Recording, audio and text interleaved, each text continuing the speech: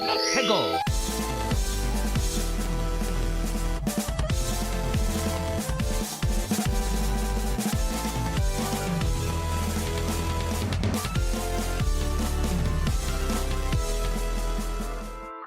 Hello and welcome to another episode of Ferret 64 with me, your host, Yemmy the Ferret. Ferret 64 is, of course, the one shop. Oh my god, the one-stop shop for video game news, occurrences, first impressions, and so much more. And I hope you're all having a fantastic week or weekend or whatever. Start of the week when you're listening to this. I sometimes forget that these come out on Mondays now, which is a relatively better schedule to keep them on Mondays because you never know when I'm going to record them. Like right now, I'm recording at 9:40 p.m. So there'll probably be a cut halfway through this episode, and then I change to the next day. But that's an editing secret, so you might say. We're still working on Summer or Sonic Summer, so I actually don't have any Sonic games to talk about today. Oddly enough, Sonic 06 has actually been taking us quite a bit longer than I was expecting to finish, but we are on Shadow's episode. They're called episodes, not chapters, episodes. We're on Shadow's episode, so probably next week I'll be talking about that, and I won't be wearing my hat today, unfortunately. Sit back, relax, and let's talk about some games that I've been playing this past week. It's been a good week to be a Donkey Kong fan, I tell you what, folks. Donkey Kong Bananza is the first game we're going to talk about today, and my God, is this a video game of all time? Yes, it is. Donkey Kong Bananza, 3D platformer in the Donkey Kong world that we haven't had a 3D Donkey Kong game since Donkey Kong 64. Obviously, he's shown up in a couple of other things, that are 3D related, like Mario Kart and Mario Tennis and all that. But we haven't had a true Donkey Kong 3D platformer collectathon in quite some time. Now, if you don't recall, I played Donkey Kong 64 quite a while ago. I think it was like 2019. I even made a small video about that on my YouTube channel.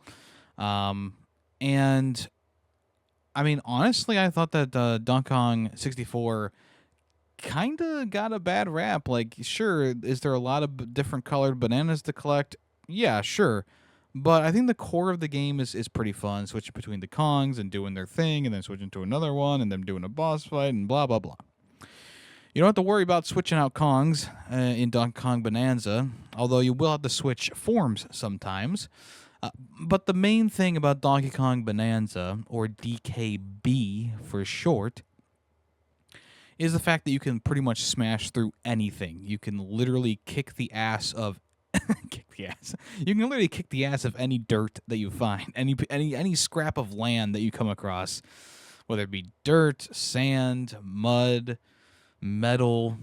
You can even like beat up. Well, I guess not really beat up, but you can like you can kind of take a chunk out of characters sometimes. Like there's these like rock dudes in the game who I forget their name right now, but they are essentially like these crystal rock guys, and they're kind of like the I mean, once you find them, they're kind of like they're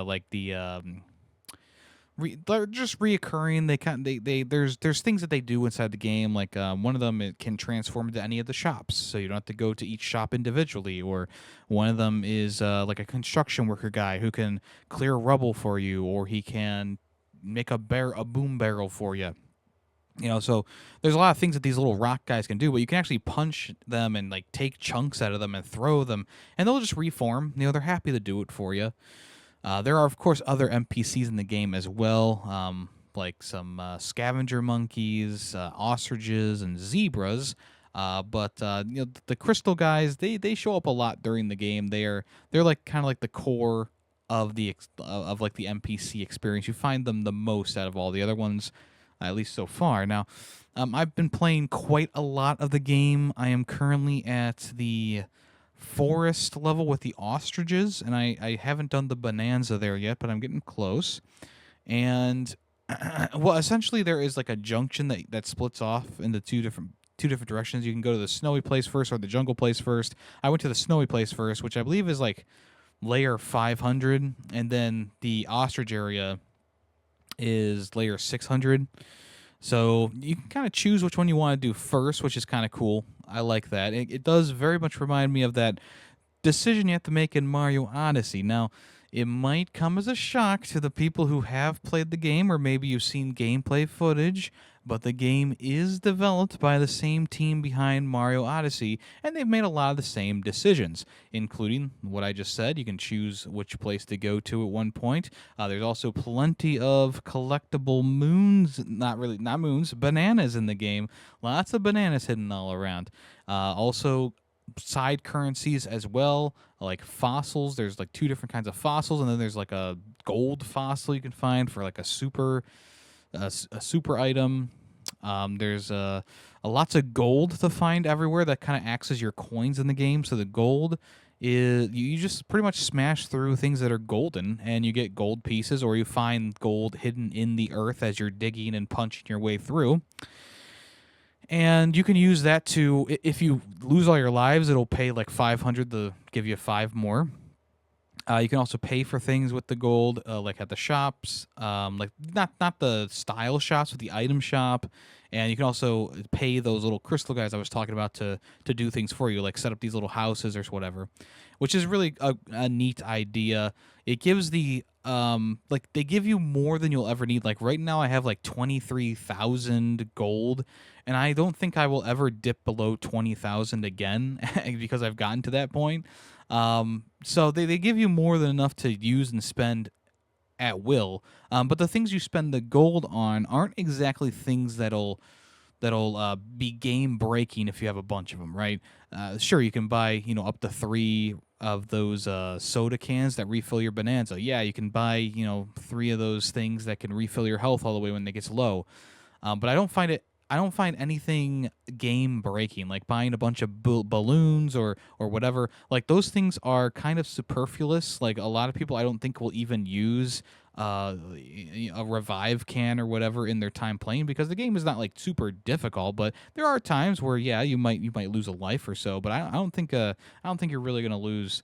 Or completely game over in this game as often as you might have in something like Mario 64 or Donkey Kong Country Tropical Freeze or something like that. Like it's definitely not on that level of difficulty. If I was to compare it to another game, it would be Mario Odyssey. I feel like it's a very similar difficulty curve where it starts off relatively tame and then it kind of builds on top of itself, but it never becomes so difficult that you are never going to make it through an area.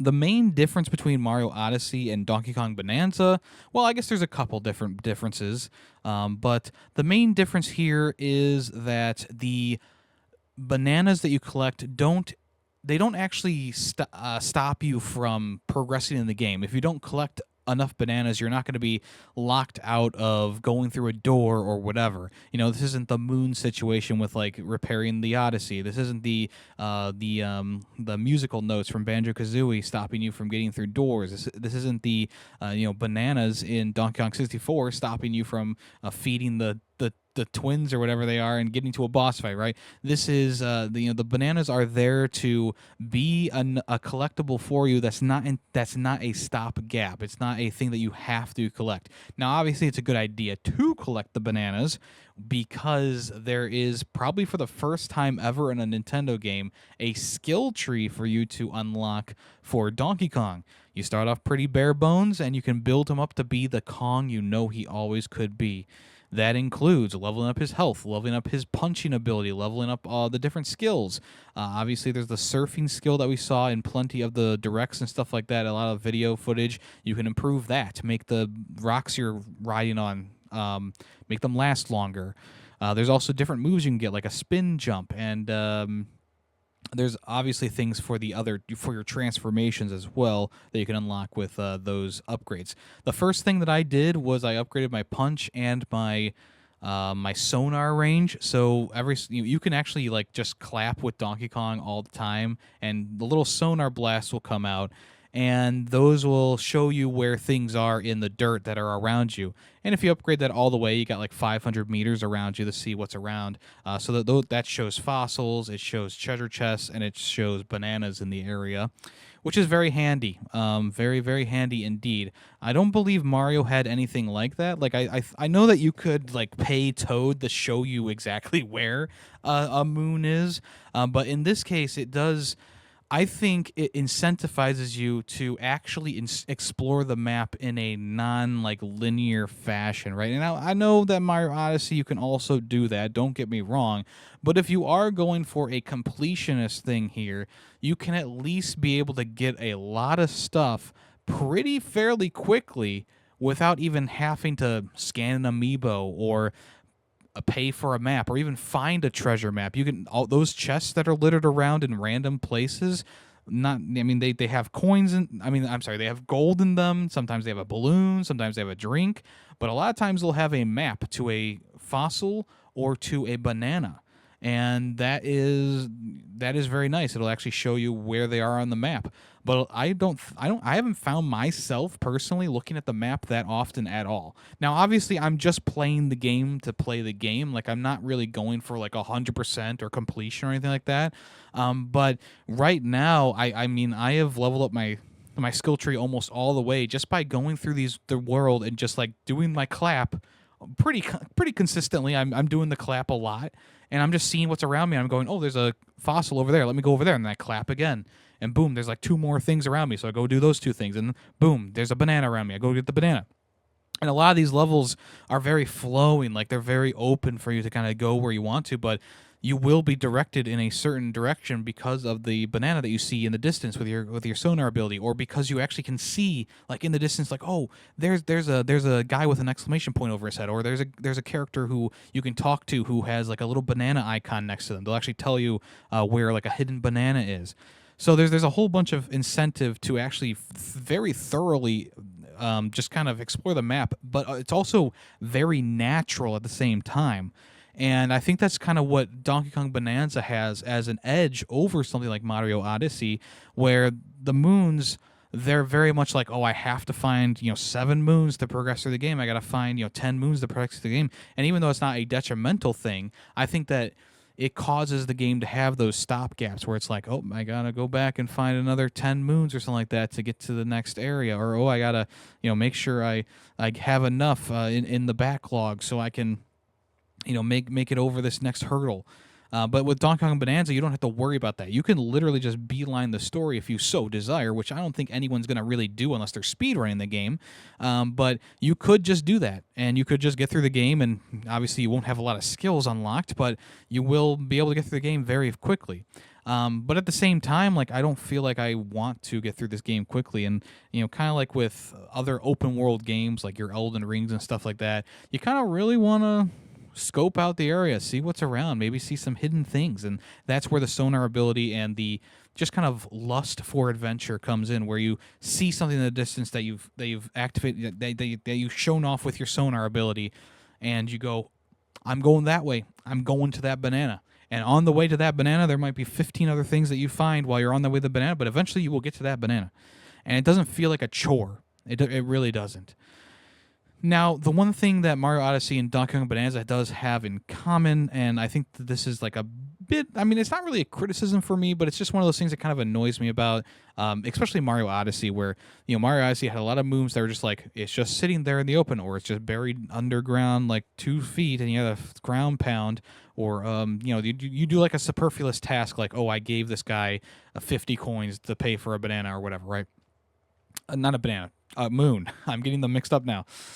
Donkey Kong Bonanza kind of has the same thing, where it's like every so often you'll find a banana that doesn't really have a rhyme or reason for being somewhere. Like, oh, it's just kind of sticking out of the ground a little bit, and you'll get that one. And they all have their little names and all that stuff. So some of them are kind of like that, where it's like, oh, you just restored a bridge, or you walked across the bridge and there's the banana, or oh, I just dug down a little bit into the ground and there's a banana. It obviously has a bit more flair to it for me personally, because like you're actually like digging through the ground and you're like finding a treasure chest here and there, or you're finding a bunch of gold while you're going to that banana.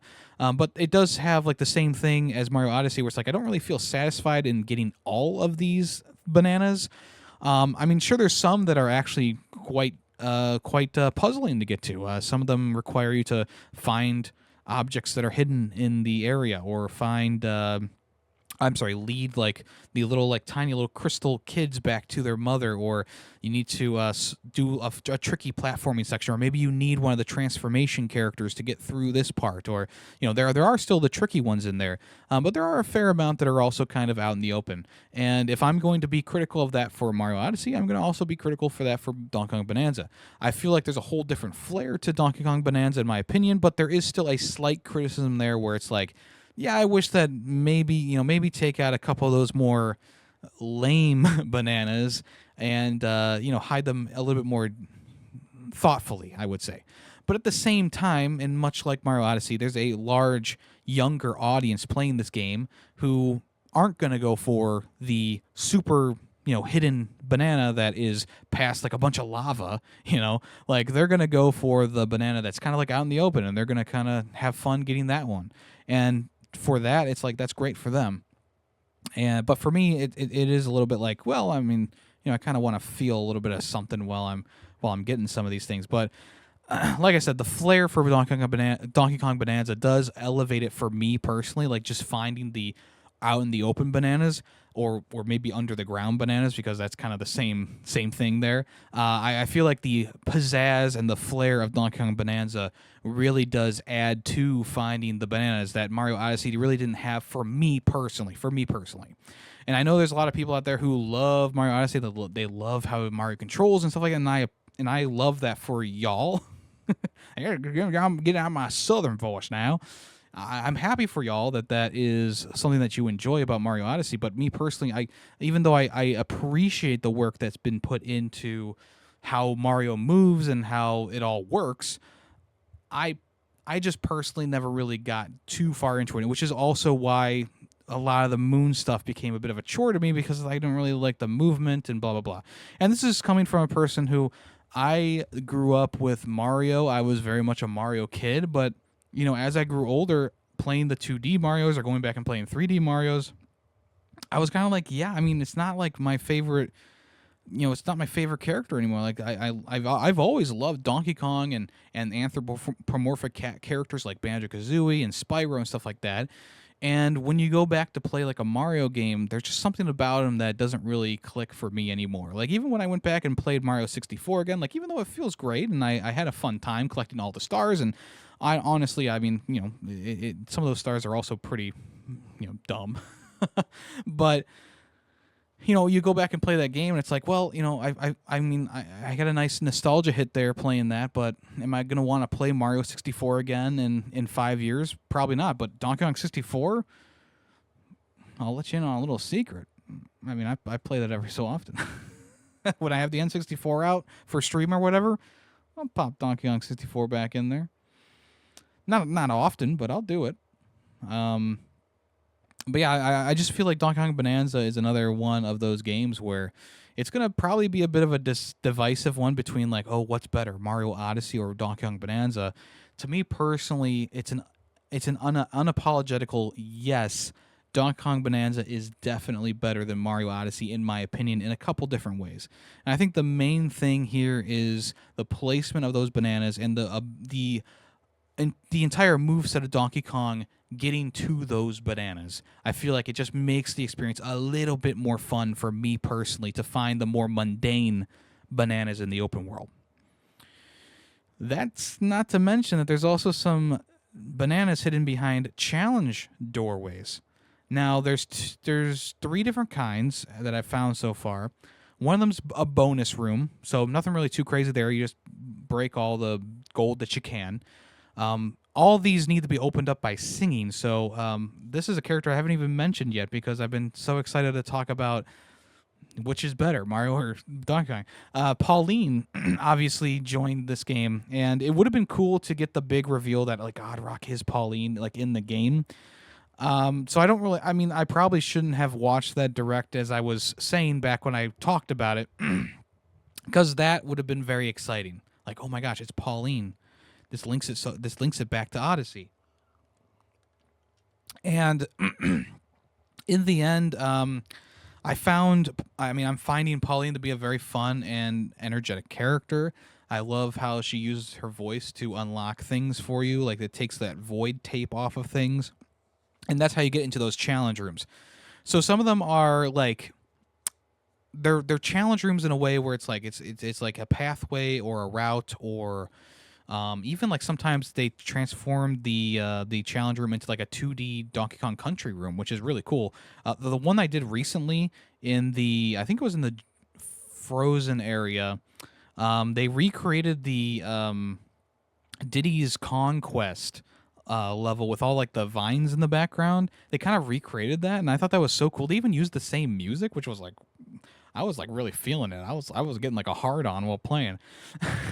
A nostalgia boner, as they call it. So like there are things that I really appreciate about these challenge rooms. They give you a little bit extra things to do. There's like 3 bananas in each of the challenge rooms, and they some of them are easy to find, some of them are not so easy.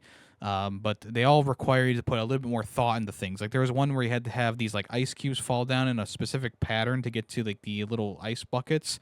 That was a bit. I mean, I had to really think about that. I originally destroyed too much land mass, so I had to actually reform it by tearing pieces of the ground out and throwing them into different places to make the path for the ice to fall. I was having a blast with that. There are also battle rooms, which are unlocked the same way. This is the third of the challenge rooms. They're more like battle rooms. And they very much remind me of those pads that you would find in Donkey Kong 64, where you would just fight a bunch of enemies in a time limit and get a banana from that. And this game is no different, where you essentially do the same thing, where you go into the ground, you zip into the ground, and you fight a group of enemies. And sometimes it's like a little bit more basic, where it's like, oh, just fight these 3 enemies in this field, or it's a little more difficult where you have to have like a cannon shoot the enemies for you, or you need to take out the enemies while riding a minecart and throwing bombs off of the bomb rocks off of the minecart. So there's a lot of cool things that they're doing with this, which once again adds to the flair of finding these bananas. Like it's not a mundane task to go into this room and fight a bunch of enemies in a special way, or go across these platforms in a bit of a more challenging way. And I think that's what really elevates this, as opposed to something like Mario Odyssey, where sometimes you would go into a room in Mario Odyssey. Like I remember during the that sand level, it's one of the first ones. You literally just have to go into a room, and there's a moon sitting there, and it's like, is it really that much fun to go into a room and find a banana? No, obviously there's better moons in there, sure, but the thing I'm saying is that Donkey Kong is a W, Mario is a big fat L. I'm kidding. The main thing I'm saying is I think I enjoy Donkey Kong's movement way more than I enjoyed Mario's movement in Mario Odyssey, which I know I'm probably in a bit of a minority here. I don't know, though. I mean, the game's reviewing pretty well. But personally, I think that like digging through the level and just using these abilities along with the various placements of these moons, it just adds so much to it. And I know I've looped back around to kind of like crapping on Mario Odyssey for no reason, because in the end, I do still think that Mario Odyssey is a good game. Don't get me wrong; like it's not a bad game at all by any standards. But if we're gonna compare apples to apples here, or bananas to bananas, I mean, Donkey Kong, I believe, is the superior 3D platformer in this instance. Now, obviously, Donkey Kong Bonanza has had like 10 years to develop itself. So, so like obviously there's a bit of like a bit of a, it's got a little bit of extra oomph there because of that. And I believe if we had gotten something like a Mario Odyssey DLC, maybe we could have compared it a bit closer. But we didn't get that. We got Bowser's Fury instead, which I think is a very good, like that's still like my favorite Mario like 3D platformer out there. So at the end of the day, Donkey Kong versus Mario. I mean, you know me. I love my Donkey Kong. I had a whole month dedicated to him at one point. Obviously, Donkey Kong's going to win it out for me, especially with how this game functions and how this game plays. And, I mean, I know it's the same developer, but it does have a lot of different quirks that Mario Odyssey did not have. Like I said, there's a lot of things that are a bit similar, but there's also a lot of things that are very much different about this game. And I think the other main thing about Donkey Kong Bonanza that has a leg up over Mario Odyssey is the boss fights. I'm not even joking when I say that the boss fights in this game are very interesting and very cool. Not only do they um, take the idea of breaking apart the earth and put it into like a boss battle, but every boss has been a bit different. The entire time I've been playing. I mean, the one of the first bosses you fight is this like big head with giant feet, and you got to take out the feet first, and then smack the head around.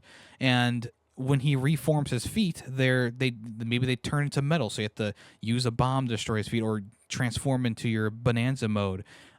There's just so many different things going on there, and then like the boss fights, they kind of just are really cool. Like they are constantly adding something new. One of the most recent boss fights that I did was this giant fireball guy who had to ram into a wall to bring snow down from the ceiling and cover him up. You beat him up with inside the snow, and then he started running around and creating one of these bridges that you can only dash across as as the zebra Bananza.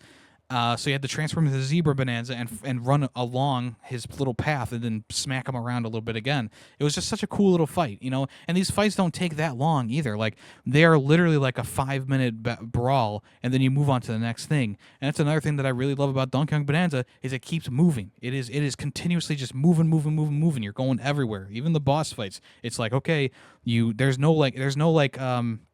rule of 3 in this one, which is something that I say for a lot of like younger kids games, where it's like if you have a boss fight in like a Lego game or even a Mario game, a lot of times it'll be the 3-hit rule where you will hit the boss 3 times. Look at Mario 64. You throw Bowser into a mine 3 times for his final boss fight. You throw King Bob-omb 3 times to get the star out of him. Like there's things like that. You can also say the same thing about Banjo-Kazooie. There's a rule of 3 in Banjo-Kazooie. You hit the ape on the palm tree who's throwing oranges at you 3 times with eggs. I could go on forever, but you twist that key in underneath Clanker's cavern like 3 times to release him. So the power of 3 does not play for Donkey Kong Bonanza. He is literally going out of his way to not be the norm. And like everything that you expect from a 3D platform has kind of been flipped around and tossed on its head. And I'm all here for it. I mean, I think it's great. I think it's great what they did with this game and how they changed up this 3D platformer formula by just giving you that ability to just really just destroy the terrain to your heart's desire. Find everything that's hidden inside there and move on, or not. You could literally just walk your way all the way to the end of this game, I suppose, if you so desire, if you're a boring person. So the only thing that I forgot about was talking about the Bonanza transformations. There are 3 major transformations that I found so far, or at least I know of. The one that I haven't gotten yet is the bird one, which allows you to fly on gust of winds. I got spoiled for that one. I accidentally tuned into someone's stream who was playing Donkey Kong Bonanza, and they were a lot farther than me than I was expecting, with the game only being out like a couple of hours at that point. So I got spoiled for that one. But the first one is obviously the Kong Bonanza, where you just like a big beefy Donkey Kong, and he can punch through anything. He can punch through metal, which normally you need to do an explosion to get through. He can take out enemies super quickly. He can do a lot of things. There's also the Zebra Bonanza, who doesn't have a lot of punch ability, but he's very fast, so he can get across bridges really fast. He can plow through enemies with a dash move. He also has a move that you can unlock with a skill point, where you spin around with a rock in your hand and just spin, and it can actually take out most things in front of him, including metal doorways. So that's pretty cool too. And yeah, the bird one can get in. You get a gust of wind. You can fly up and soar around the map. It's pretty cool. And obviously, to get these things, you need to do a couple of special things, like find the pieces of record and whatever. And then you need to do the Bonanza. And Pauline sings a song for the Bonanza.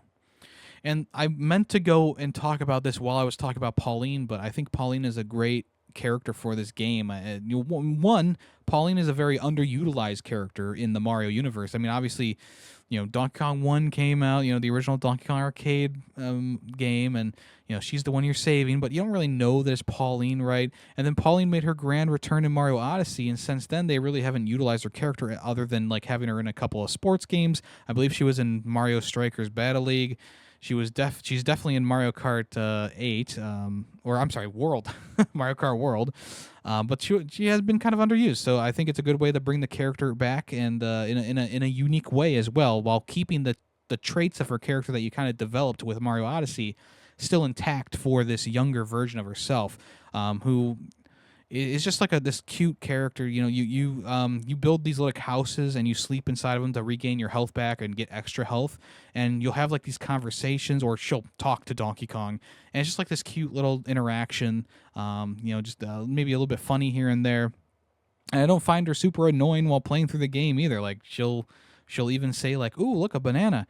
And a lot of times like something like that might annoy me, but it doesn't really annoy me in this game. I think that it's like the perfect amount of like, it's not even like helpful. She's just saying like, a banana's there. Go get that banana, There's also a whole bunch of other things with this game that I haven't gotten into. There's a bunch of different terrains you can traverse that have different special things to them. Ice can take out lava. Fudge. There's like a whole area that's like you're going through fudge and sprinkles and stuff like that. It's so funny. There's like snow. Terrain. There's the bomb rocks that I was talking about, where you throw the bombs and it just destroys the terrain. And once again, as I said in the from the information we had from the original showing of Donkey Kong Bonanza, was that map that you've destroyed stays that way. It does not change. It does not go back to normal when you come back to it. It is still the same way that it was before. Bane would be proud that the destruction rot is still there. You can literally destroy mountains all the way down to nothing if you so desire. And that is another thing that's really awesome about the game. And it saves that too. Like, you can literally save that. Now, obviously, there's going to be... It's almost like the bottom of the map in Minecraft, where you can't dig down past the nether or whatever it's called. But this game kind of has the same thing, where it's like you can't dig down past, like... A lot of things will have like a skeleton to them, I'll say.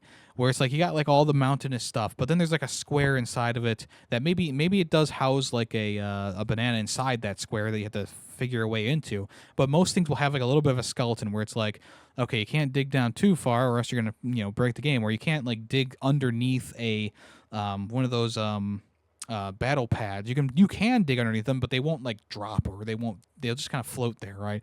So there's things that you can't like break in the game per se. Man, can I gush about anything else about this game? Well, there's one thing I can't gush about, and that is the frame rate does take a dip sometimes. I haven't really noticed it while battling or going like punching my way through rock. Like Nintendo actually admitted that there is a bit of a frame rate issue in the game. So hopefully they're working on that in the background. But I've only seen that frame rate issue when I am transferring into a cutscene, or like a scene that like grabs your camera, which kind of feels normal to me that it might do that. But then there were other times where I was like, the maps are pretty big, and obviously they load as you go through it. Sometimes if I'm going to like a bigger section of the map, it'll do a little bit of a stutter or a frame rate drop while it's loading in the assets that you're going towards. But other than that, I haven't really had too big of an issue with it. It's not like Sonic 06 that slows down the game entirely. No, it's pretty much like a second of frame rate drop, and then you get right back into it. So it's pretty cool. Other than that, I don't think I have anything else to say about Donkey Kong right now. I'm going to keep playing that along with Death Stranding, which I have also been playing in the background as well. Probably won't talk about it today, Death Stranding, because I do want to get to the big topics today. But yeah, Donkey Kong Bonanza, having a lot of fun with that. Death Stranding 2, having a lot of fun with that. I just unlocked like a coffin surfboard type thing, which is awesome. I love it so much. But that's besides the point. Donkey Kong Bonanza 2, thumbs up. I definitely recommend grabbing that if you have a Switch 2. It still blows my mind that this was not the launch game to decide to go with. It was a month later. I think at the end of the day, I think a lot of people are going to lump the first half of the year with like the launch titles, right? I just feel like when people talk about the Switch 2's launch, I don't think they're just going to talk about Mario Kart World or Fast Fusion or Nintendo Welcome Tour. Like, I don't think that's what people are going to be talking about. I think they'll be talking about the games that came out within the first like half a year that it was released, and that includes Donkey Kong, that includes Pokemon, that'll include, whatever else, Drag X Drive, whatever it's called, right? So yeah, I think that this is a pretty perfect early game for the Switch 2. It really shows what the console can do. I mean, the animations in there are perfect, are just great. The music is banging. The world itself is just so cool and unique. So yeah, definitely worth playing if you have a Switch 2. And it's funny because Donkey Kong Bonanza has a lot more content than Mario Kart World. It just blows my mind that they're trying this. They're still selling Mario Kart World for $80 out there in the wild. As I predicted, I think that I've said this before. I think they're going to reduce the price of Mario Kart World once the hype dies down. But I mean, Donkey Kong Bonanza, I feel like these prices should be reversed. Donkey Kong Bonanza has so much content in there shoved into this thing. This should be the $80 game. Mario Kart World has nothing. I haven't played Mario Kart World in 2 weeks, folks. Do I want to go back and play it? I'm sure I will, but I have had no reason to go back to that game, and I haven't even marked it as beaten yet because I feel like there's still a couple of those knockout tours that I want to do against AI at least, to get like the stars done on that before I mark it as finished. But like, I'll be honest, I don't know. I mean, other than like having someone who wants to play with me, I just don't see the longevity of Mario Kart World at this point without it having some content being added into it. There's got to be more tracks coming. There's got to be more characters coming. There's got to be more stuff coming because as it stands right now, the $80 price tag just is not worth it in my opinion. But for Donkey Kong Bonanza, $70 price tag feels like a really good deal. Especially if they're trying to sell Mario Kart World for $80. And obviously there's a bit of a difference with the two games. I think they worked a bit harder on the overall like stability of Mario Kart World. It doesn't really lag all that much or anything like that. And these are things they can tweak with Donkey Kong Bonanza as it gets older. But yeah, I just it still boggles my mind a bit that Donkey Kong Bonanza is a $70 game with way more content, way more things to do than Mario Kart World. But Mario Kart World has like 300 something P switches. Isn't that content? Yeah, that's content if you want to hit the snooze button on your fucking alarm. I'm being harsh again. That's just late night Yemmy. Okay, let's move on to Elden Ring Nightreign. This is actually the final review, folks.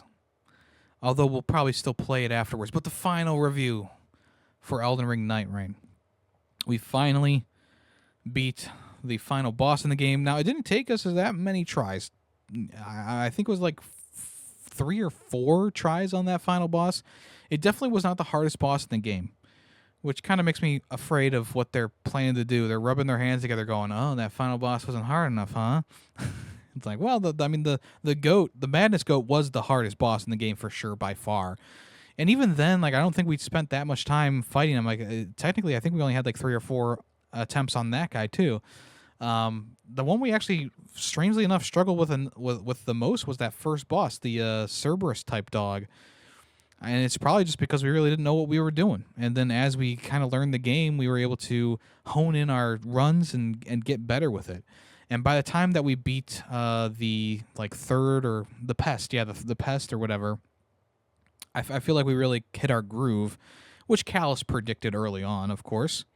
Being a Souls-like game with this Fortnite Battle Royale style to it of a circle closing in as you are running around trying to do things as quickly as you can, I feel like the formula was successfully enough mixed up. Now, would I have liked more time in the open world? Would I have liked various open worlds to explore? Because right now it really is just this like one area with a couple of random like pieces of maps put in there. Like sometimes there's a big snowy mountain peak. Sometimes there's a scarlet rot forest. Sometimes there's a city. But the main map is usually the same, minus the final map in the game, which is kind of crazy to say for the final boss. I feel like This game is probably going to be another one like Mario Kart World that's going to be updated periodically throughout its lifespan, giving you more content, hopefully for free. I know there's going to be some DLC, of course, but I hope a lot of it is free. Like, oh, we added in a new enemy type or a new camp type into the game. We added in a new boss for for the early game. We added in a couple new animations or a couple new runes to help switch things up. Like stuff like that. And obviously new characters are probably going to be all DLC, of course, but hopefully the new bosses that they added will all be at least free. Because right now they are adding in those purple bosses. Like the Dark Drift Knight and the Gaping Jaw, and there was another one earlier on. The Pest had a special purple version, which are just more difficult versions. They let those go for free, right? Which obviously because they're just reusing things. But yeah, I would love to see more with this game. I would love to see more callbacks to the older games. Like I would love for them to input more boss fights from Dark Souls 1, 2, and 3 into this game, because this game really is the love note to the Dark Souls series. And yes, I do include Elden Ring into this, since they are also including all the Dark Souls things into this game. And now, did they use a Sekiro style for the Executor? Yes, but it's not Sekiro.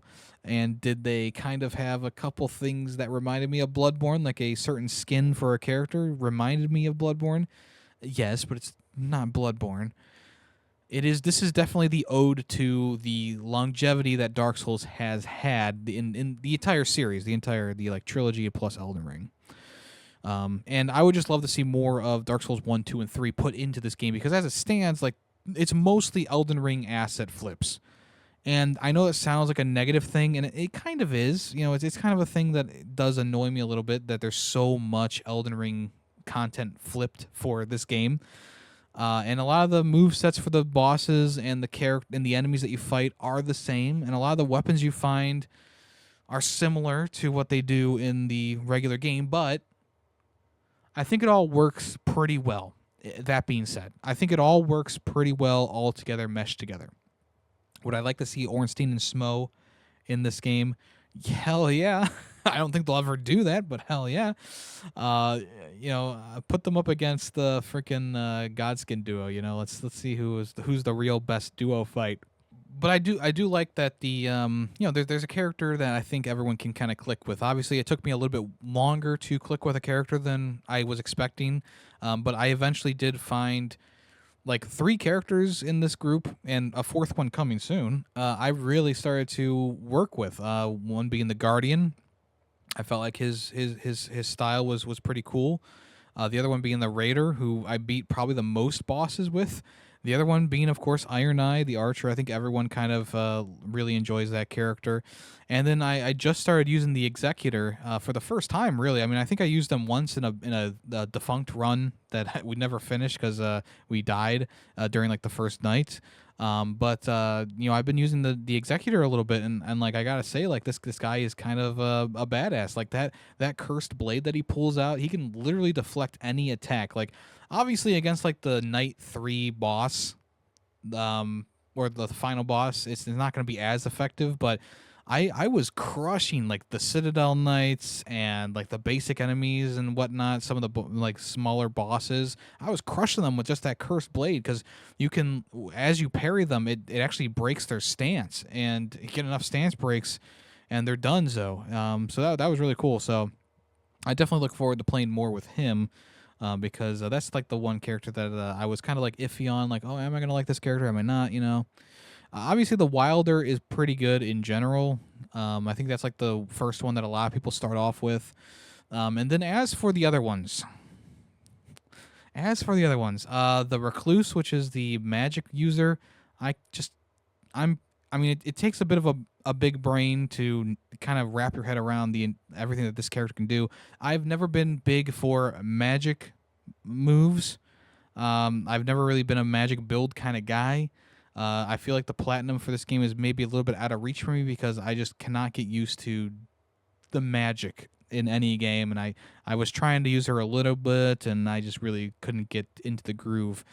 The other character who is there's another character who can like summon revenants to fight for you. She's pretty good. I haven't really used her too much. She's a secret character that you unlock, though, much like the Duchess, who is also a secret character you unlock. And I actually was using the Duchess quite a bit when the game first came out. But once again, I'm more of like a heavy weapon kind of dude, like a Raider or the Guardian or whatever. So the play style just wasn't really meshing with me personally, and I found myself not making it through the entire night because of the fact that I like a hard hitting weapon, and a lot of these characters are tailored to certain experiences, certain things. So, with all that being said, I probably would put like the Raider at the top of my list, with the Guardian right below that, Iron Eye below that, and then right now the Executor, and then maybe the Wilder and the Executor are kind of like on the same level for me. I think I would put the Executor a little bit higher, even though a lot of people love the Wilder, and I just really, I thought that he was a bit too basic of a character. I wanted something that really changed things up. And then I would probably put like the Duchess, the Recluse, and the Recluse is probably at the bottom for me right now. But once again, I just don't really have the patience or the time right now to dive into the character like other people have, and I'm glad that they have done that and they find enjoyment in it. But for me, like if I can just get a big stick and bonk, like I'm fine. That being said, like, what's my overall like thoughts on like the anything else? Like, I mean, I really enjoyed those final night bosses. I feel like all of them were pretty well designed. I think a few too many were like, oh, I'm going to fly around for a little while. There's a dragon, there's the pest, there's the augur. They all fly around, and you can't really hit them unless you have a bow and arrow or whatever until they give you an opening, much like the butterfly in Dark Souls 1. So I mean, I would probably change that up by not having so many like floating bosses. um, I mean, there's obviously ways to take them down, but it's just more of a pain in the ass than anything else, really. But I do think that all the designs for the bosses were pretty good. Like even the bosses that I found annoying, like the augur or the madness goat, they had good movesets. Like they were dynamic. They changed up their shit constantly. One of my favorite ones is the like centaur dude who like grows an arm halfway through the fight and really starts to get crazy, but lightning still affects him. Like I thought that was probably like the best boss design in the game. I to me personally. But yeah, I think like the new bosses in the game are really cool, and I also enjoyed the bosses that they brought back for the game. Like obviously the Gaping Jaw comes back from Dark Souls 1. Freya comes back from Dark Souls 2. The Dancer of the Boreal Valley comes back for Dark Souls 3, and it's just from Dark Souls 3. I'm sorry. There's a nice mesh of the various different games. I just wish that there was more Dark Souls 1, 2, and 3 in this game, because like as it stands, like you have every single enemy type from like Elden Ring, plus like every boss that you can encounter in Elden Ring, like even like the more like stupid ones like Leon Misbegotten and Scaly Misbegotten. They show up in the game, but not named all the time, but they show up. I just wish that there was more like maybe enemy variety roaming around from the other games. Now obviously that means like taking code and inputting it into the game and making it work. I understand it takes a little bit of extra time, so hopefully with like the DLC, like they'll do like, oh, okay, so this is like Limveld, right? But the next one's gonna be like, oh, this is Andor Londo, the Andor Londo map. It has a big Andor Londo in it, and it's like all Dark Souls 1 or 3 around there, and it's like, wow, that'd be really cool. And it's like more so geared towards like the specific games. I feel like that would be pretty cool and maybe that's what they're working on in the background.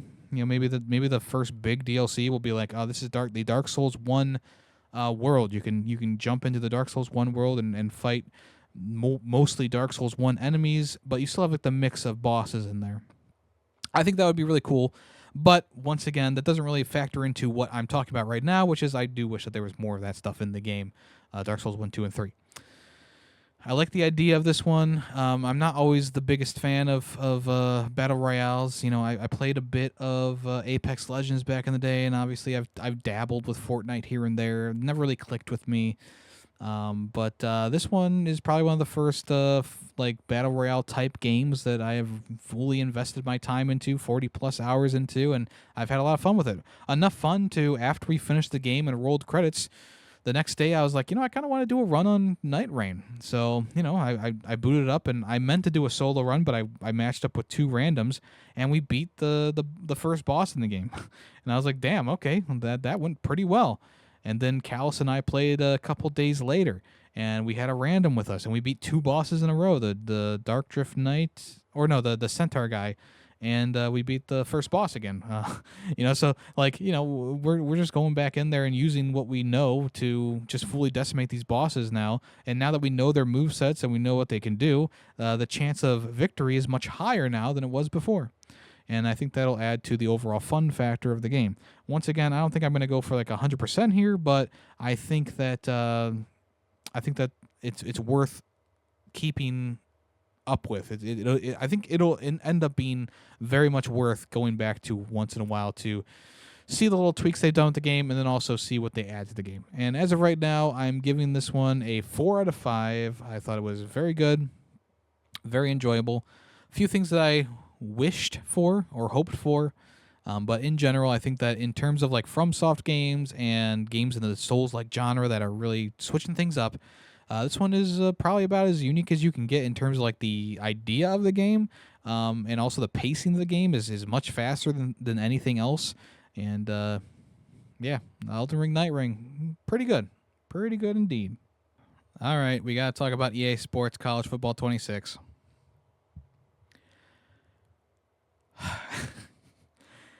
I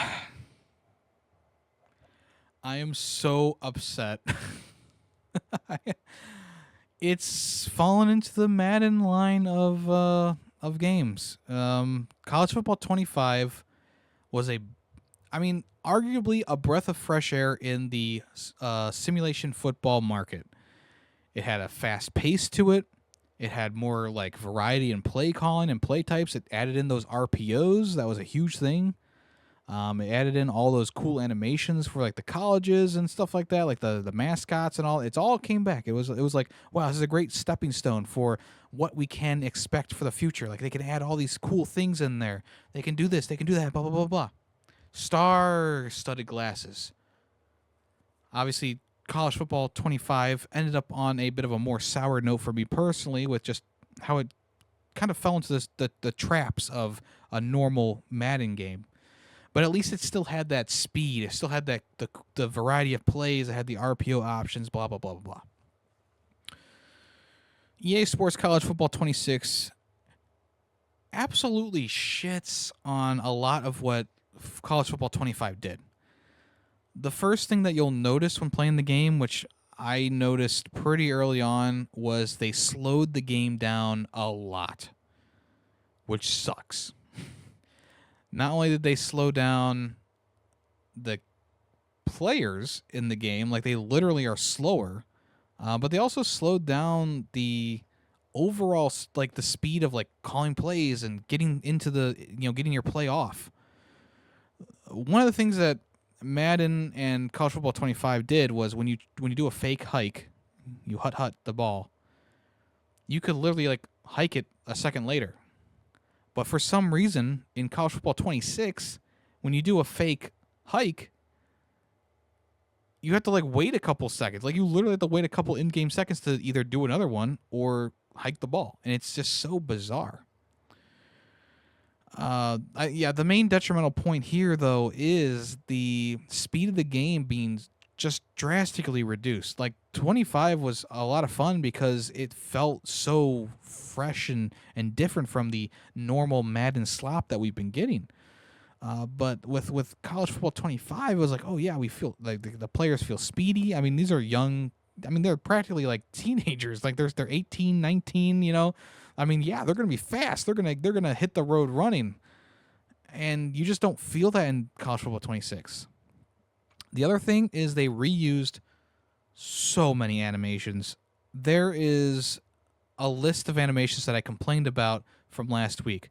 One of them being the marching band being out of step. That always annoyed me. They still have that. One of them being the same repetitive intro for the drum major doing like I'm going backwards. It's the same thing. Another animation that they've reused is this shot that is like, it shows like a view of the field and the referee is walking towards the center of the field. That shot was reused so often in college football 25 that I hated it. And they brought it back. It's the same animation. It's the same thing. And it just tears me to the soul that they have not done anything to this game that is good. They've kept these stupid animations, the out-of-step marching band. They've slowed the game down. They made it so you can't do a proper fake hike. They have just fucked this entirely. That also adding on to it that the running routes for the players trying to track and tackle the guy who's carrying the ball is still broken. They will not go the way that they are supposed to go. The line that they take to try and tackle someone is just wrong. It is off. This is something that everyone, Angry Joe, fucking whoever, we all complained about this because it was egregious. It let the other player have this unfair advantage that shouldn't have been in the game. And it still happens in college football 26, where your guy will just not take a straight route to the ball carrier. They will literally, they'll start going straight, then they'll turn and they'll go behind them. And it's like, what are you doing? You are literally a step behind now, and you will not catch up to them. This is ridiculous. Another thing, too, that I have noticed in the game is that screens don't work. Literally, they do not work anymore. They used to work all the time in college football 25. Actually, that was one of the most top used plays in college football 25. They just don't work anymore. Whether it be your quarterback gets swarmed by the other team too fast for no apparent reason, like you literally hike the ball and the people are on top of you, or when you do pass the ball off to the receiver, the guy who was in front of you blocks the wrong player, and you get tackled for a loss, or you get tackled for no gain, and it's just so maddening. It is maddening.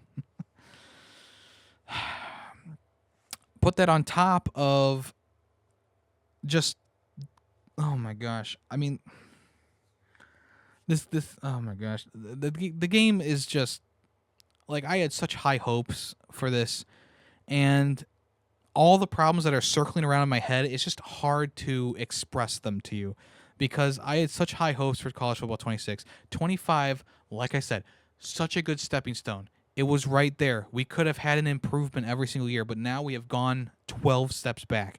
And the same thing that I talked about last week, I will reiterate here.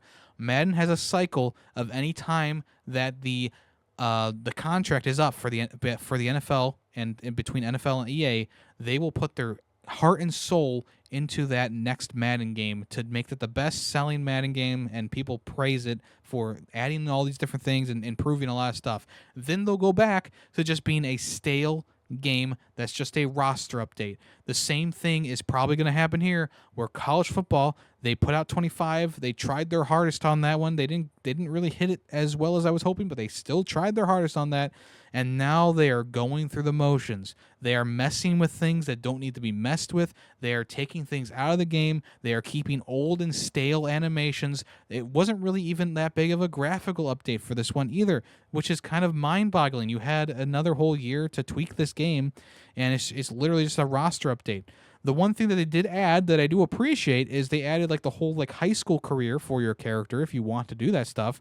But it really is the same old crap. You're texting with your coach. You're texting with your PR manager. You're talking to the media. You're trying to say the right thing so you get drafted by a good college. You're going through the motions of doing workout training and going through different plays and whatnot.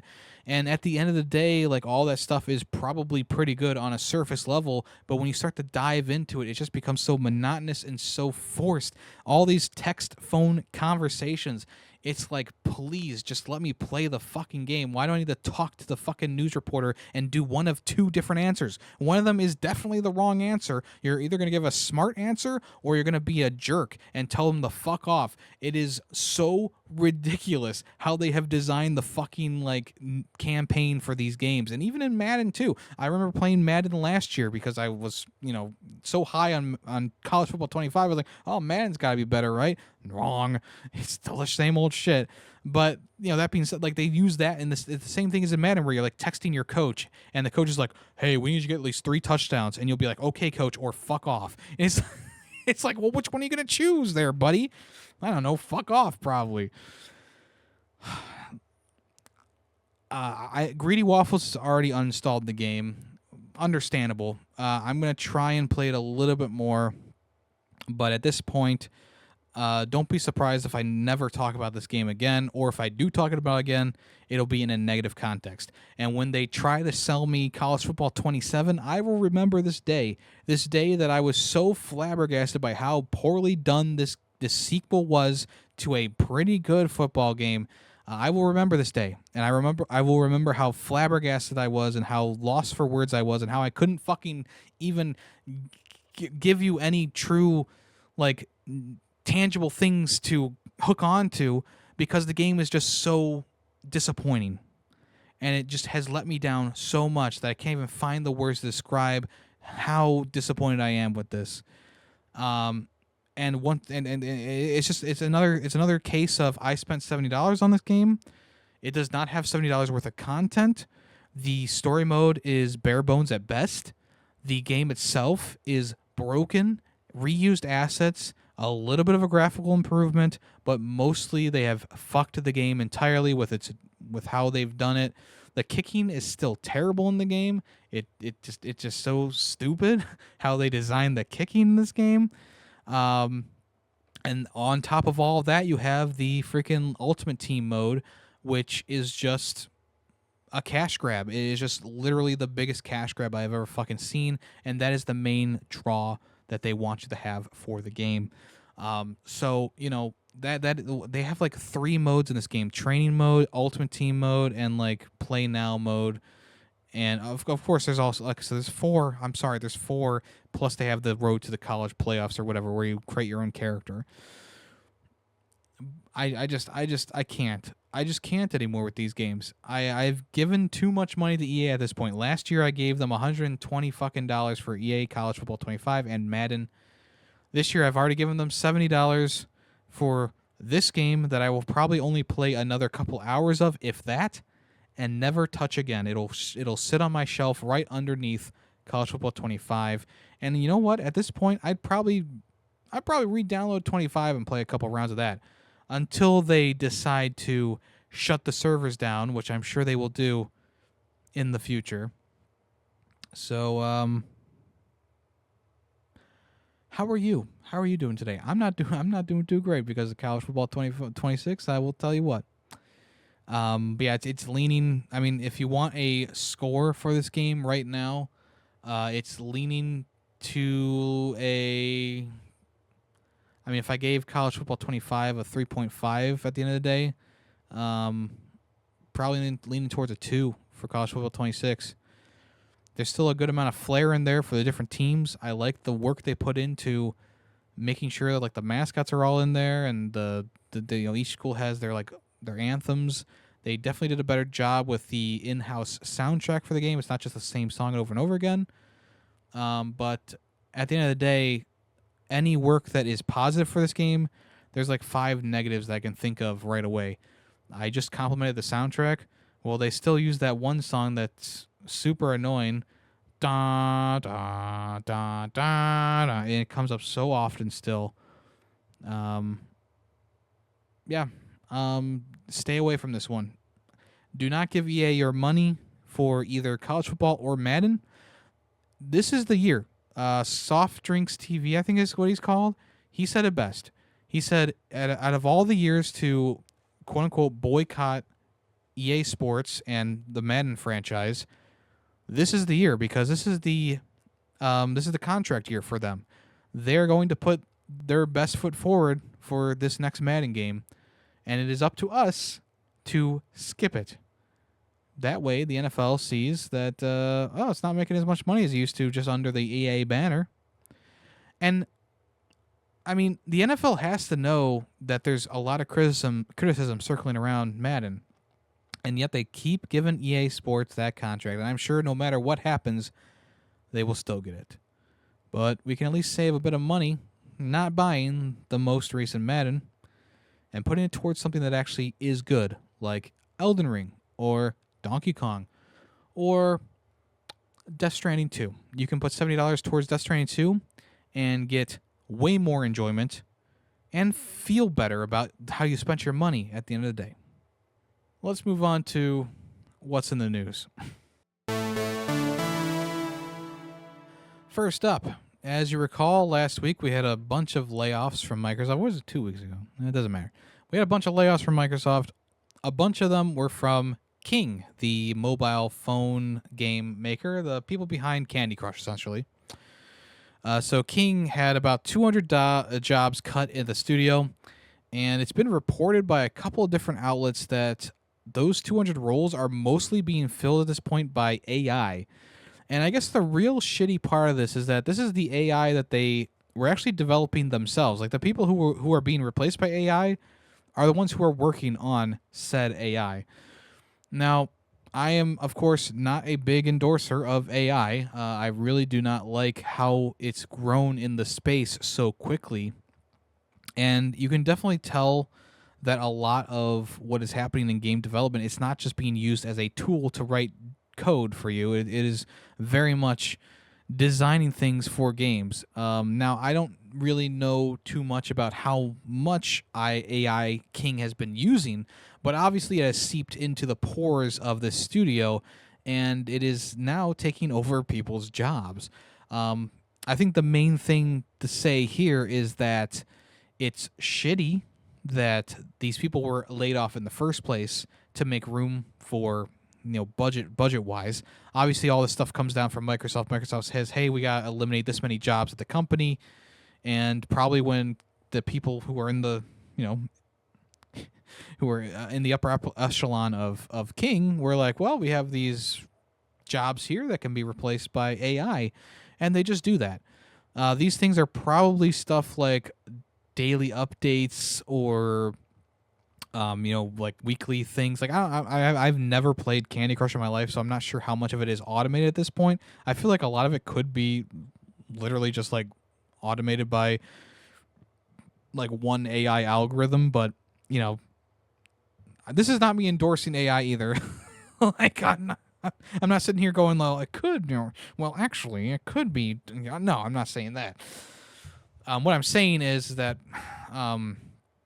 the 200 jobs being lost, I mean, that's someone's livelihood going down the toilet, and they have to find a new job in the space. And right now, the space in gaming is not great. It does not look good. I mean, the recent layoffs by Xbox are a horrible precedent for the rest of the gaming landscape. And speaking of precedents, it's a horrible precedent for King to implement all these AI into the studio. And take over these people's jobs. And I mean, now you're gonna see companies like I'm almost 100% guaranteed you're gonna see the same thing coming out of EA and Ubisoft. Those will be the next two who join the AI crusade.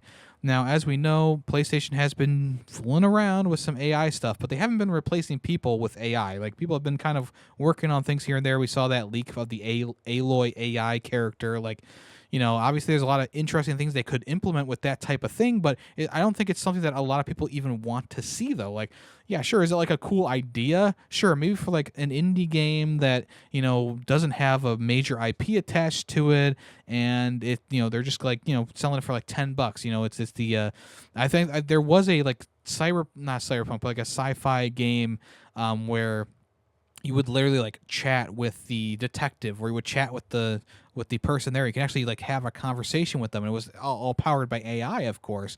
And it was a cool idea, but I don't think it's something that like a AAA company should, or well, I guess I'll end it there. I don't think they should do that, because now if you put an AI in that place, you're eliminating a voice actor's job. You're eliminating an animator's job, because the AI is just going to do that.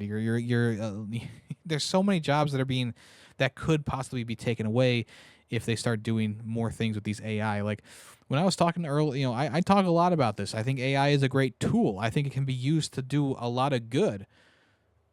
But of course, the greedy companies out there are going to be like, well, actually, this AI can actually do 200 of your jobs in one fell swoop for free.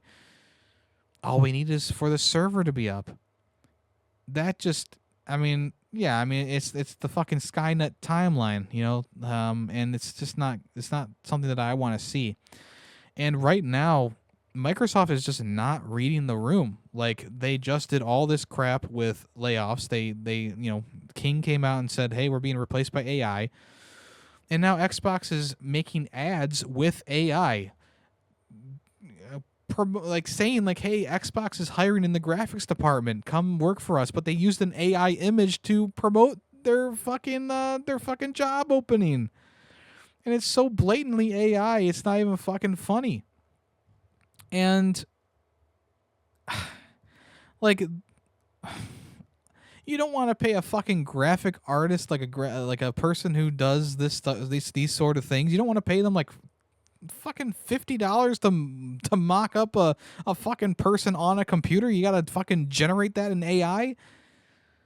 It's ridiculous. It's absolutely ridiculous. So we'll keep an eye on this. We'll keep a pulse on this as the news continues. But right now, out of all the good things I've said about Xbox before their layoffs happened, that's all out the window now. Like, at this point, I don't even know if I want to fucking support what they're doing. Like, I don't know if I want to buy their next game. I mean, I don't even know if I want to keep my I'm not going to say this because I don't think it's ever going to happen. But I'm at the point where it's like, I don't know if I want, like, if I'm really like, I want to stray away from Game Pass, but it's too good of a deal. Like, I've saved so much money with Game Pass this year alone. But it's coming to that point where it's like, if they shift even more towards like AI and replacing people with AI, like, I think King is just like their crash test dummy essentially, and they'll see how it goes. It's their guinea pig, and they'll see what happens. And if nothing changes that can't in the world of Candy Crush or in King, and things go on as normal, I mean, obviously, eventually people are going to forget about this and move on as the internet does. I could see Xbox doing it again down the road and being like, well, this time we're going to replace maybe 1,000 jobs this time.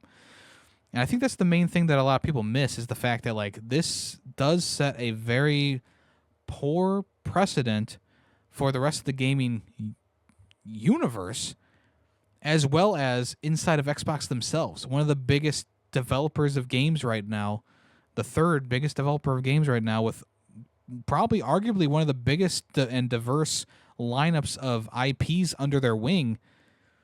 It just feels wrong that they're shifting towards this focus on AI so heavily, and there's a lot of beloved franchises under this wing. Like, if we get an AI Guitar Hero game in the future, that's not what I signed up for when I was like, oh, cool, they're going to bring back Guitar Hero possibly.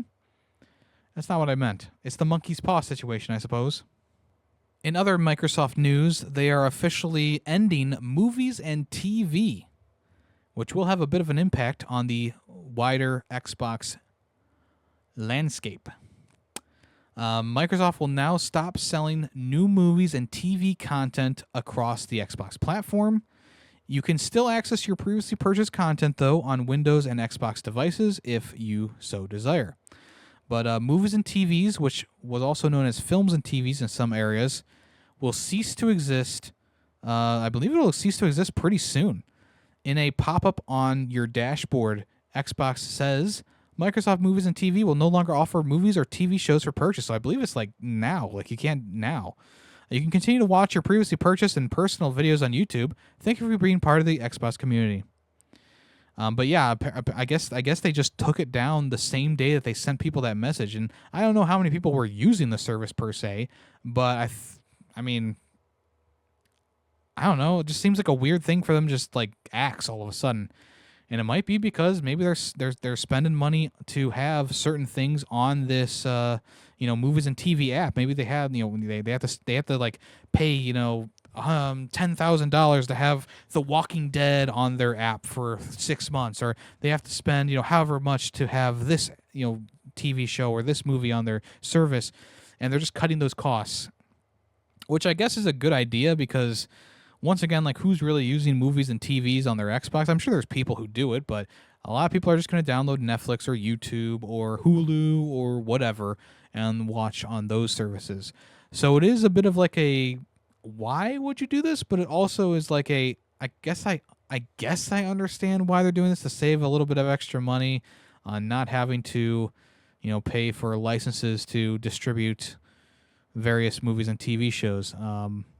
But yeah, I mean, I was just scrolling through some comments here, and a lot of people are like, yeah, out of the time that I've had my Xbox, I bought one movie or I watched one thing. I think I'm the same way. I think I bought Despicable Me on my Xbox 360 back in the day.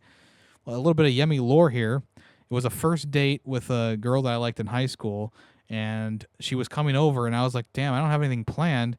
So I booted up the Xbox homepage, and Despicable Me was sitting there. So I bought I bought Despicable Me on my Xbox, and we watched that that night. So kind of funny, I guess. A big roundabout way of saying I bought one thing from the movies and TV app, and I can't tell you the last time I watched Despicable Me on my Xbox. I think that was the only time. Anyway, let's move on. Nintendo has announced who is going to be playing Zelda and Link in the upcoming Legend of Zelda movie. Now, you're probably not going to recognize these people's names, but they are, as Zelda, she will be played by Bo Bragson, and Link will be played by Benjamin Evan Ainsworth. The movie is still scheduled to release on the 7th of May, 2027. But Miyamoto actually came out on the Nintendo Twitter account and said, "This is Miyamoto. I am pleased to announce that for the live-action film of The Legend of Zelda, Zelda will be played by Bo Bragson, and Link will be played by Benjamin Evan Ainsworth. I am very much looking forward to seeing both of them on the big screen." And he shared a picture of them. I can only assume that this is a picture from the production. And I think that, look, they both look. It's not a Tom Holland situation here where he's being shoved in, or Chris Pratt being shoved into everything. Now, obviously, there's still a chance that Chris Pratt or Jack Black could play Ganondorf. Okay, just saying. but yeah, as of right now, like, I think it's a good idea to get two kind of more unknown actors into the role, not make it like a big big sprawling cast of Seth Rogen and Chris Pratt and whoever else in there, right? I think this is a fairly good casting choice, and we'll see how they act in the movie. I haven't really seen anything that they're in. But Bo has been in movies such as Censor and The Radleys alongside the Jetty TV show and Renegade Nell. She also played young Luna in Kingsglaive Final Fantasy 15, which I guess is a DLC. And then also Benjamin has worked on The Haunting of Bly Manor, as well as he provided the voice for Pinocchio in the 2022 live adaptation from Disney. Okay, that kind of changes the narrative a little bit because that movie was ass with a capital A. Hopefully he does a better performance in this one. I guess he didn't do a bad performance in Pinocchio. It's just the script was terrible, I guess. But I have positive thoughts. I have positive thoughts going into this movie, and we'll see how it goes once the film comes out. All right, Ghost of Yotei is doing a Japanese cinema event. I believe it's in Japan, and I think it'll come to America as well. And because of this event, where they're showing off movies that inspired the game, there is going to be an official Ghost of Yotei popcorn bucket. It has like a wooden-like look to it with a strap on it, with a lid on it, of course, and it's a popcorn bucket.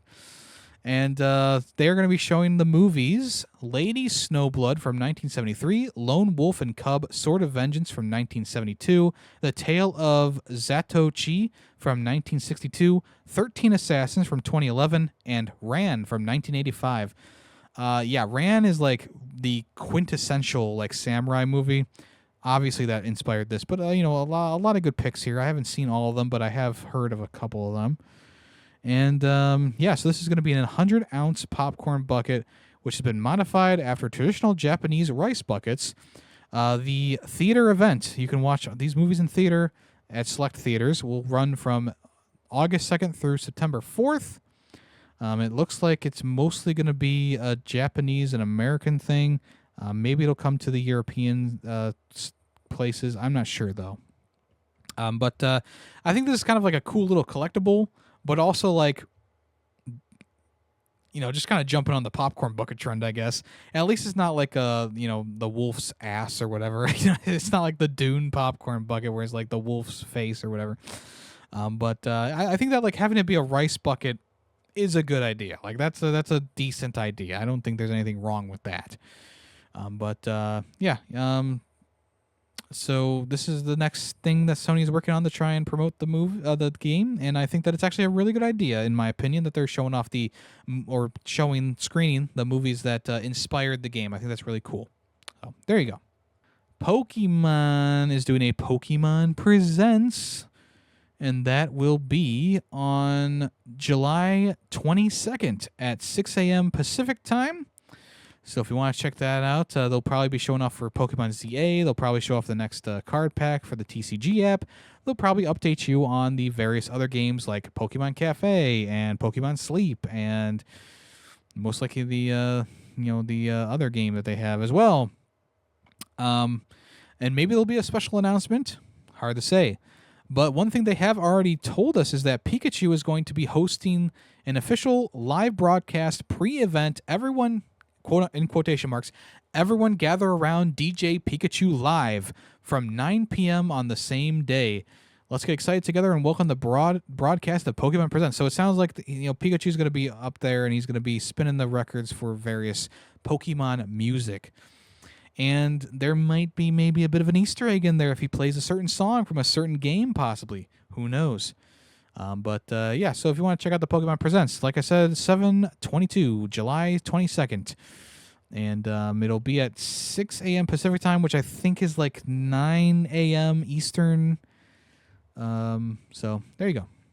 All right, let's move on to what's coming soon.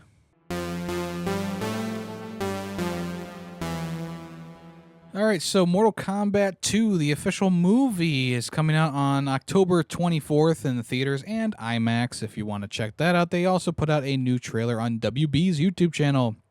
Now, I don't think this is the greatest looking movie ever. There was a couple things that I was a little bit questionable about, but I think honestly, I do think that in general, I think that it gets the tone of like a campy fighting movie pretty well. Now, I wasn't a huge fan. I honestly, I wouldn't even say that I was a big fan of Mortal Kombat, the original Mortal Kombat movie that they released a couple years ago.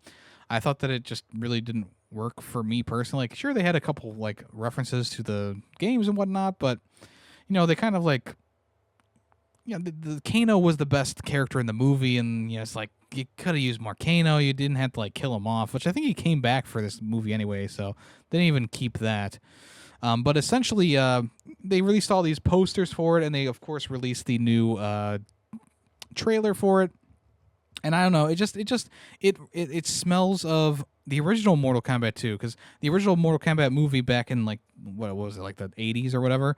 That's actually a vibe. Like I rewatched that like a couple years ago. It's a vibe. It's a good movie for what it's worth. But Mortal Kombat 2 obviously not that great. And right here, this new Mortal Kombat 2, it's not looking to be amazing, but maybe it doesn't need to be amazing. Maybe it just needs to be some campy fun that you have a good time watching. It doesn't have to be something high art or whatever. A lot of people, will say, "Oh, just switch your brain off," kind of movie. I don't like when people say that, because it's like I do want to use my brain while watching something. Like I think that's a kind of a negative thing for a lot of movies. But maybe it'll save this movie in the long run if it is a turn off your brain type movie. I guess we'll have to wait and see. The posters themselves are pretty good. They have Raiden, Shang Tsung, Baraka, Jax, Kano, Cole Young, who I believe is like the new character they added in for the original movie. Kung Lao, Shao Kahn, Kitana, Johnny Cage, Jade, Sonya Blade, Sindel, and Liu Kang. Those are probably going to be the main characters here. Johnny Cage, kind of like the original Mortal Kombat reboot from 2009. Seems to be the starting main character for it, and then we'll probably grow off of his experience. But yeah, I mean, looks fine. Looks very fine, I guess. I believe Carl Urban is playing Johnny Cage, which is cool. I like that. But yeah, watch that trailer and let me know what you think. All right, a global jam demo will be available for Switch 2 online members for the new Drag X Drive game before it releases on August. The game releases on August 14th. This demo will be available between the 9th and 10th of August. So you get a full day of play to check it out and see if you want to purchase the entire thing. I believe this game is $20. Yes, $20 on the eShop. So it's a pretty fair price for what they're offering here, I feel like. So yeah, if you want to check it out, see if it's something that's going to suit your fancy, there you go. Between August 9th and 10th, you'll be able to try out the game. And the press release, they said, eager to hit the court in Drag X Drive? Get a sneak peek with Drag X Drive Global Jam Demo Event. This event will take place on August 9th and 10th exclusively on Nintendo Switch 2 for Nintendo Switch Online members. So yeah, if you want to check that out, that's coming soon. I'll probably maybe check it out. I mean, what's the point of anyone being like, no, I'm definitely not gonna check that out? Like, it's a free demo, whatever. Like, don't take it so seriously. Personally, I don't know how I'm gonna like the whole moving your the mouse mode Joy-Cons back and forth to move your character. I feel like that's gonna be maybe a bit awkward, but once again, I don't want to judge it before it comes out, so that's why I would want to play the demo of it. So yeah, that comes out in a couple weeks now. Speaking of EA earlier, EA FC 26 has announced its cover athletes, and they are, yes, that's right, there's two of them. Jude Bellingham and Jamal Musiala are now the new cover athletes for FC 26. Oh yeah, baby! Apparently, these are two lifelong friends who grew up with FIFA, which is pretty cool. At least that's a pretty cool thing for them to do. One of them is let's see. One of them's from England, and one of them plays for Germany. So we got Bellingham, who plays for England, and Musiala, who plays for Germany. So, yeah, it's cool that they're bringing these two friends back together for this cover. If you want to know who's on the Ultimate Edition, the Swedish veteran player Zlatan Ibrahimovic will grace the cover of the Ultimate Edition of the game. So there you go. The game is set to release on September 26th across all platforms, even Switch 2. There you go. All right, beat 'em up fans, listen up, because there's a new collection coming your way, including some games that you might have not have heard of. After the success of the Capcom beat 'em up bundle, which included things like Double Dragon and whatnot, the new Cubite Classics beat 'em up collection will be coming soon for about $20. This collection will include a game called First Samurai, developed by Vivid Image and released on the Amiga in 1991. Its follow-up sequel, released in 1993, Second Samurai, will also be available.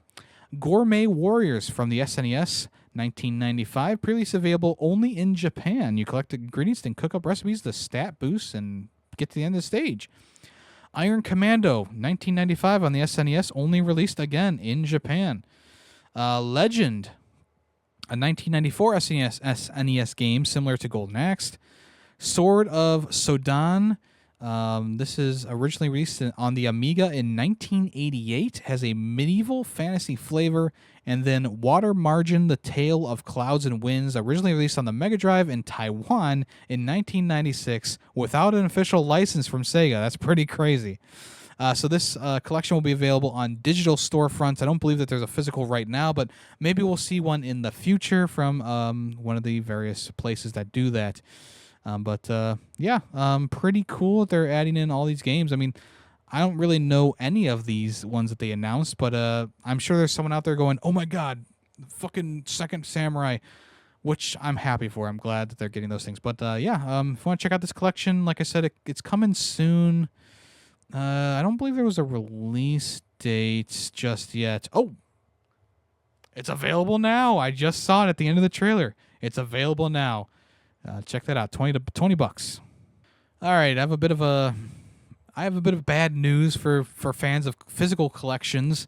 The Life is Strange collection is coming out, which is not the bad news. Maybe to some people it's bad news, but it's not the bad news. But it'll only include 2 of the main games on the disc. So this is going to include Life is Strange Remastered, Before the Storm Remastered, Life is Strange 2, Life is Strange True Colors Deluxe Edition, and Life is Strange Double Exposure Deluxe Edition. But only Life is Strange True Colors and Double Exposure will be on disc. All the other ones will be a digital download. And they're selling this for $60 as the entire Life is Strange collection. Now, it is nice that there's at least 2 games on disc, but let's be honest, they should all be on disc to keep the longevity of the stuff going on here. Come on now. So this will release on October 2nd. If you want to pre-order that, you can actually pre-order it now across a few different platforms. But yeah, this is just another one of those disappointing things where it's like I would really like a new Life is Strange Before the Storm bundle, physical collection or physical, whatever. But no, can't do that. Can't do that. It's got to be bundled in with all these other games and also be digital download. A lot of people are speculating that they're doing this collection because they have so many overstocked double exposures. And if you don't know, last year I talked about that game. You can go back in those podcast episodes to hear my thoughts about double exposure. But that did not sell well. It was actually well known that game sold very poorly. They thought they were doing something, something like, oh, we're going to get the fans back in here with Max Caulfield coming back. But I think that those hopes were quickly smashed when the game. I don't think it even pulled. I don't think it even. I don't even think it sold like 10,000 copies. So anyway, that's coming soon. If you want to get the Life is Strange collection. Another game coming out called Danger Mouse. This is I believe this is based off of an 80s cartoon. I think I've seen it a couple times. The trailer that they showed off on the Art of Play YouTube channel didn't really show anything about it. I'm guessing it's going to be like a side-scrolling beat-em-up type game, but we really don't know. Or I guess I'll read the description before I say we really don't know. There are 15 levels, side-scrolling arcade battle action, super danger-filled levels. Team up with Danger Mouse and Penfold in a cooperative multiplayer to take on Baron's evil epic quest of evildoers. Take control of the iconic Mark IV to drive, fly, and tap dance your way to victory. Plenty of toilet humor, but no potty mouth. Just incredibly dangerous foes to battle. And time wasters, aka mini games, will be in the game as well. So it looks like they retained the 80s sort of cartoon art style. It almost looks like Cuphead in a lot of ways, where it's very much looks like. This looks like a hand drawn. Like Cuphead was hand drawn. This just looks like a hand drawn thing. It actually looks pretty good for a beat 'em up little kind of game. Kind of reminds me of the what was that game like? I think it was the Teenage Mutant Ninja Turtles, not the Shredder's Revenge, but there was one before that I played that was a beat 'em up. Kind of reminds me of that style. Oh, I'm sorry, Battletoads, not Teenage Mutant. Battletoads had a reboot. Kind of reminds me of that style where it's it has that art style of looking like being hand drawn, but it's not actually hand drawn. But this, it looks fine. It looks fine. This is going to be coming in 2026 across multiple different platforms, including PlayStation, Xbox, Switch, and Steam. And finally for today, here are 13 games leaving the PlayStation Plus Extra service in August. On August 19th, all these games will be leaving, including EA Sports FC 5, Star Wars Jedi Survivor, The Witcher 3 Wild Hunt, Wild Hearts, Ride 5, Sword Art Online Last Recollection, Naruto to Boruto Shinobi Striker, Sword Art Online Alicization Lycoris, Sword Art Online Fatal Bullet, Sword Art Online Hollow Realization, Sword Art Online Lost Song, Vacation Simulator, and Bug Snacks. Out of all these games, I would recommend playing Bug Snacks, of course. I love Bug Snacks. Also, Star Wars Jedi Survivor and The Witcher 3, obviously 2 classic games there. I think Callus was going to do a month-long stream for the Sword Art Online games, so he's got to get cracking on that if he wants to get done by August 19th. Also, Wild Hearts, obviously a very good like indie game. Very high praises there for that one. But that's all the games that are going to be taken off the service on August 19th. So there you go. All right, folks, let's go ahead and move on to everyone's favorite part of the show, which is Guess That Song. If you know the song's name and the game that it came from, let me know in the comments below, either on YouTube, Spotify, or wherever, or head over to the Discord, link in the description, and chat in the Ferret64 section and say the song's name and the game that it came from. If you know those two things, I will give you a super reaction in the Discord, and you will get the admiration of your peers. Or if you comment on YouTube, Spotify, etc., I'll give you a heart. And congratulations. Let's listen to today's song right now.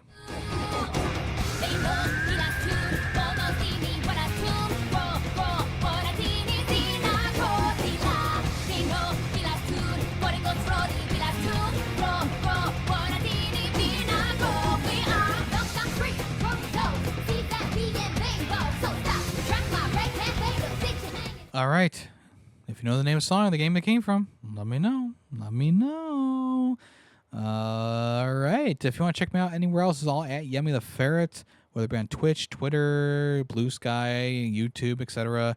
YouTube VODs channel, Yemmy the Ferret VODs, all the past streams that we've done. On Twitch, I stream on Monday, Tuesday, Thursday, and Saturdays.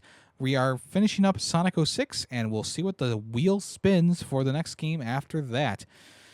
Also, next week is going to be a bit of a light week for probably a light week for streams. I'm taking a bit of a small vacation during the week. I'll let you all know in the Discord what's up with that. What's up with that? If you want to check out the other things I do, it's Film Freaks with a Z at the end. We talk about movies. The most recent episode was about The Majestic from 2001. The next episode will be about Ocean's 11.